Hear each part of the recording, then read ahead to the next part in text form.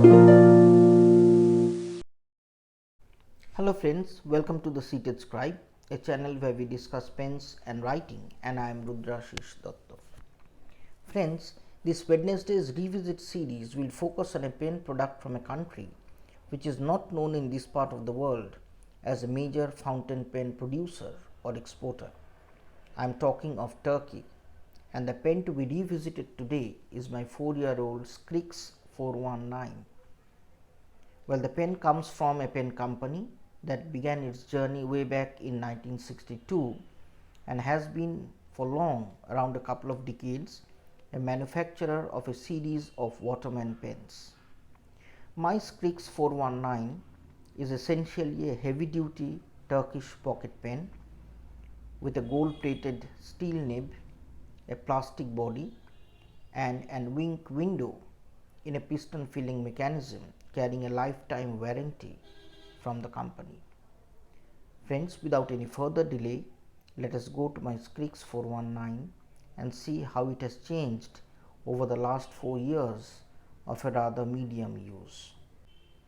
Well friends, this is my 4-year-old Scrikss 419, and as I have said in the introduction, this pen is produced by a Turkish pen manufacturing company which has been in existence since 1962 and for a couple of decades have been a producer or rather a manufacturer of some series of Waterman pens in the 1970s and 80s.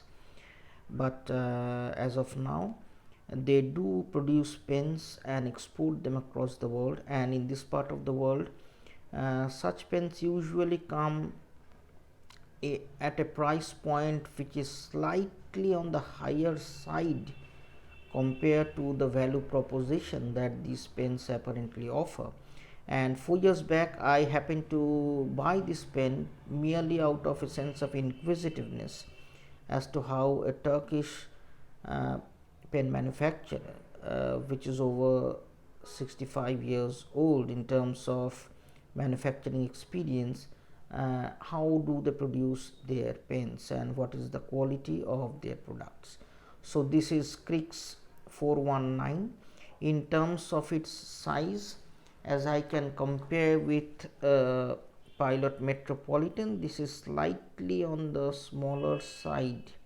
In fact, it's more of the appearance of a pocket pen as it were, and in terms of its weight, the dry weight of the pen is it's very light. In fact it's plastic make, so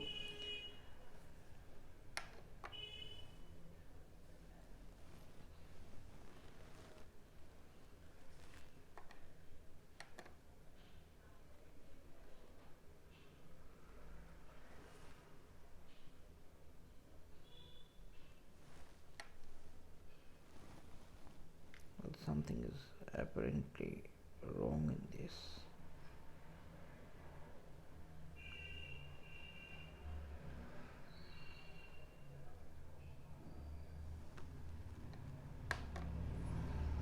Well, it weighs 11 grams. So, and this is not yet inked, so I guess a couple of grams would add to this. Otherwise it's a very light pen. It's made of plastic, and one interesting aspect of the pen which I have seen is that the plastic has not developed scratches to the extent that I would have wished them to be, or expected them to be rather. On the other hand, the gold platings on these trims, they tend to have gathered some form of an occasional discoloration, as I will soon show you.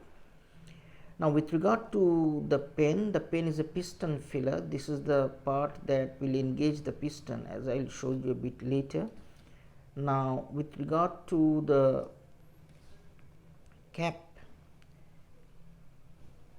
this is a typical gold plated chrome cap with that logo S, and this is not a friction. As you can see, it's not a friction, or rather it's not a spring loaded cap.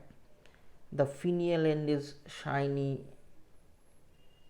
plastic, and that is roughly it. The cap is slightly on the stiffer side, and with regard to the band at the end of the cap, we have this typical inscription of Scrikss followed by a horizontal dash and a Scrikss again. So this is the cap. It's plain plastic. It's plain plastic. Now there are two interesting aspects of this pen which I would like to highlight at the outset. The first is this pen is a piston filler. This is the section which acts as a knob to push in or draw out ink into this pen, and this pen has a transparent ink window, as you can see, which is flush with the surface of the barrel. So this is something which might have taken some form of an expertise from the manufacturer. And with regard to the gripping section, there is a flare at the nib end which gradually tapers down to a comfortably width grip section, which is roughly, I guess, around 8 to 9 millimeters in diameter, followed by the threads which are used to engage the barrel with the cap, and then this rather flattish looking ink container or ink section and the piston engager at this end. As you can see, these threads are slightly on the tougher side, and that is actually pushing in the piston inside, and then with a clockwise turn it will draw out the ink, draw in the ink into this barrel. So this is it. I have inked this pen umpteen times, and that is somehow reflected in the nature of the piston that appearance wise has gathered, well, shall I say, stamps of prolonged use, as you can see. But nevertheless, the piston is perfectly airtight. I have hardly ever greased this part up. It has slightly stiffened, but nevertheless it still remains pretty functional. So this is one aspect of the pen which I wish to highlight. The other aspect is something which we usually do not get in pens of this price range or make, and that is well, let me tell you before that, the nib is made in-house, as I have learnt from Scrikss, and if you can detect, I am not sure whether my camera is catching this. This is a steel nib with a gold plate, and these platings usually have a very weak point which is just a couple of millimeters below the air hole, and if you can see, this section have just gathered some, shall I say, discoloration with use. I guess my camera is catching it. This discoloration, it doesn't matter much, but nevertheless this is one aspect which can catch the eye of a person who is examining this pen with some minute eye. The feed section is plastic, and it reminds me of the lower end version of Pelican pens, especially the curve of the feed section. So the other interesting aspect which I was going to say is that this section can be easily disassembled. In fact, it is threaded fit, and I have occasionally had reasons to open this part up to clean this inner section, and the feed. The nib, as you can see, is punched into this section of the feed, and that is it. So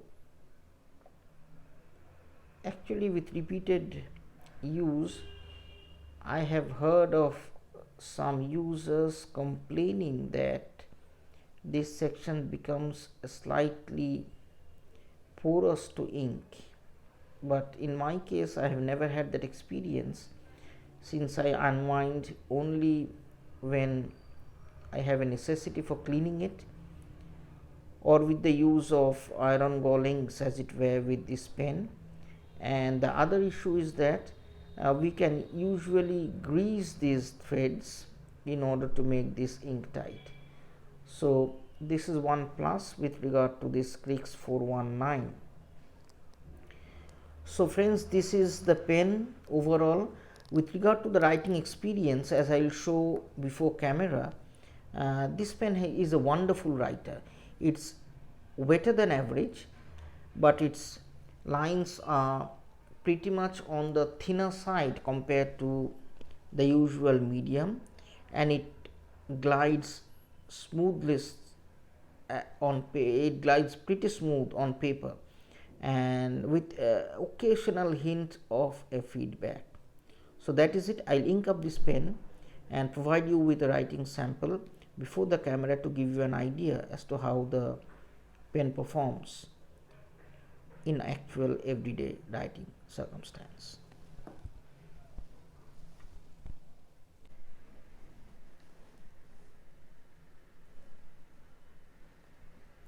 Well friends, I have inked up this pen with Diamond Imperial Blue, and I'll test it on 100 GSM paper to show you how the pen actually performs under usual writing circumstances. So as we can see, we have this ink window indicating that the ink is in, and let me begin. Right, this is the Scrikss 419. It is a pen manufacturing brand from Turkey, and it's a medium nib, a piston filler,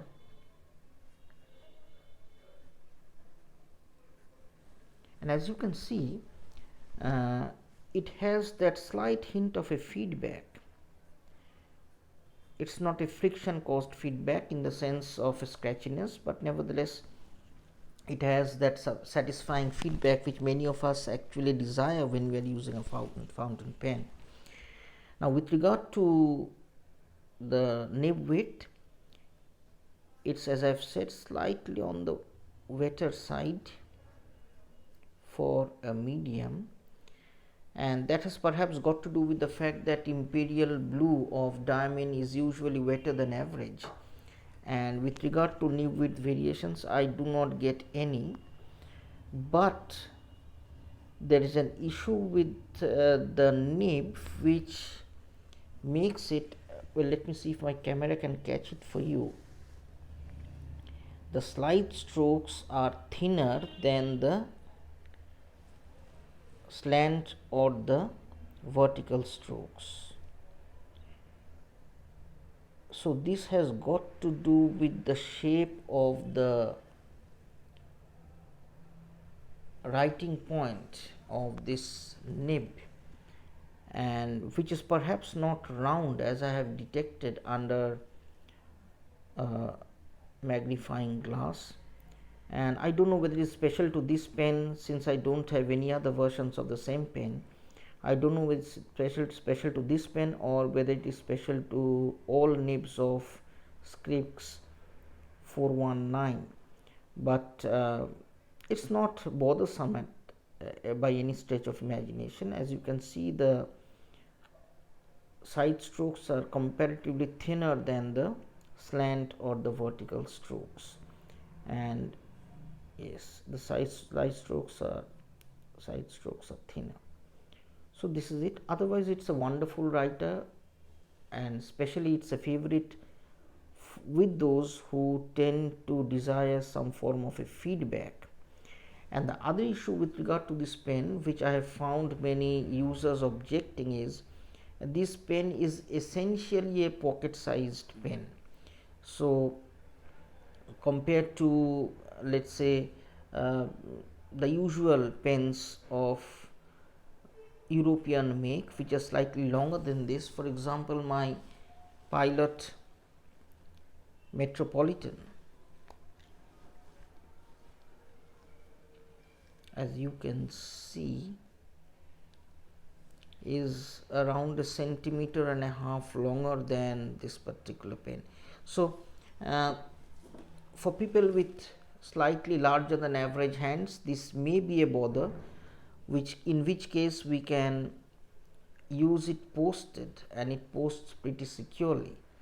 So this is it. It's a pen which is light, which is a piston filler. I understand that many of us do have that weakness for piston filler pens rather than cartridges or converters, and the usual drawback of piston fillers are that they leave little scope for cleaning, and that is taken care of because this section, as I've shown, can be easily set aside and the inner parts cleaned and greased. So this is my 4-year-old Scrikss 419 for you. Whether I would recommend this pen as an everyday carry? Yes, definitely I would recommend. But the only downside, if I may call it, with regard to this pen is that in terms of price, it is slightly on the higher side, because this pen, if I remember it right, cost me something around 3,200 rupees in Indian currency, which roughly translates to around $40 US dollars or so. So that is it. It depends on a person who is wanting to buy it in terms of the value proposition, but that is a point where I somehow or the other have a reservation. It may not be,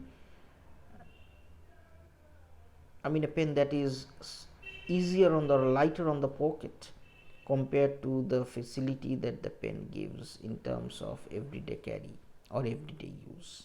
But nevertheless, this is a pen which I would recommend any day to any user who would prefer to use a no-nonsense plastic pen with a steel nib, and which would essentially be a heavy-duty writer.